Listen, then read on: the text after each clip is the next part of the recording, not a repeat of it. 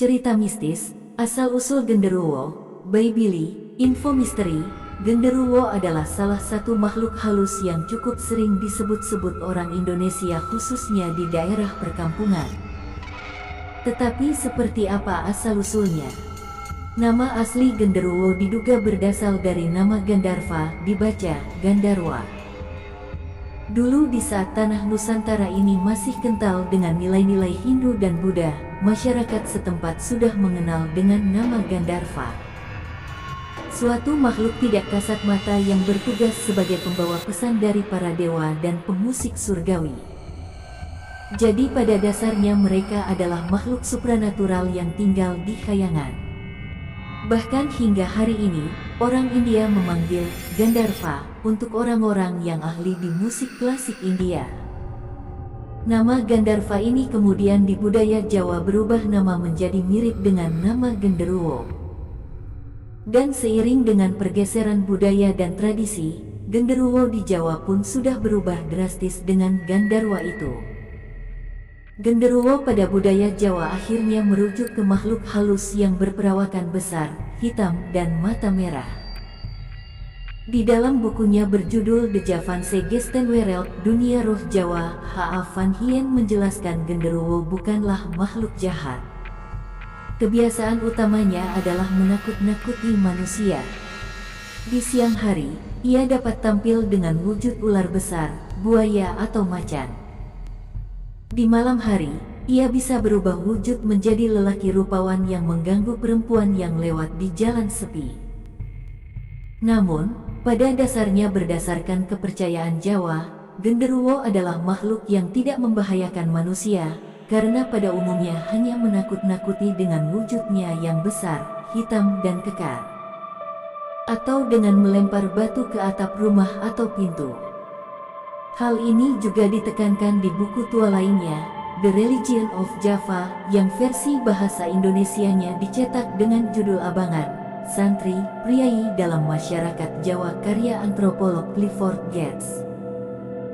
Clifford mewawancara dan meneliti masyarakat Jawa di tahun 1950-an. Menurut isi bukunya, genderuwo pada dasarnya tidak ada niat jahat dan tujuannya adalah untuk menakut-nakuti.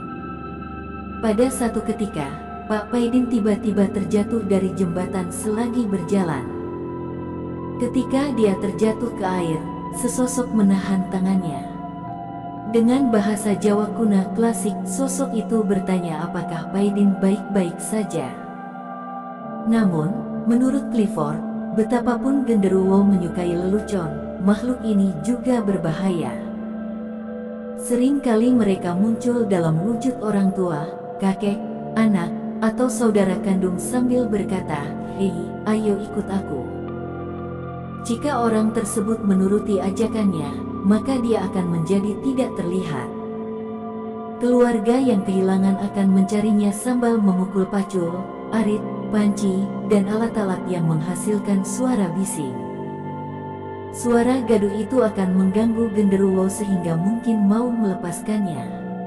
Atau saat genderuwo menawarkan makanan kepada si korban. Kalau korban memakannya, dia akan tetap tak terlihat. Kalau menolak, dia akan tampak lagi dan keluarganya akan menemukannya. Kasus lain yang berbahaya adalah genderuwo terkadang bisa meniduri wanita manusia. Kadang-kadang, menurut Clifford, genderuwo mampu menyamar menjadi suami seorang perempuan lalu menidurinya. Maka, lahirlah anak yang menyerupai raksasa.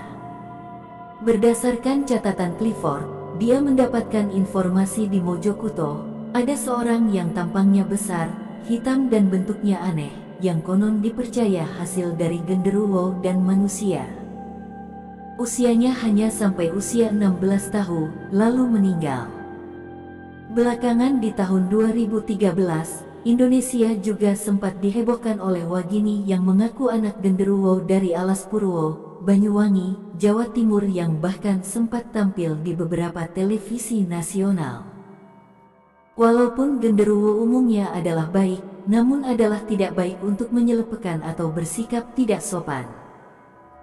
Membicarakan genderuwo dengan tidak sopan atau bahkan menghinanya bisa saja membuat dia marah dan tersinggung, kalau secara kebetulan dia berada di dekat sana. Sumber cerita mistis.com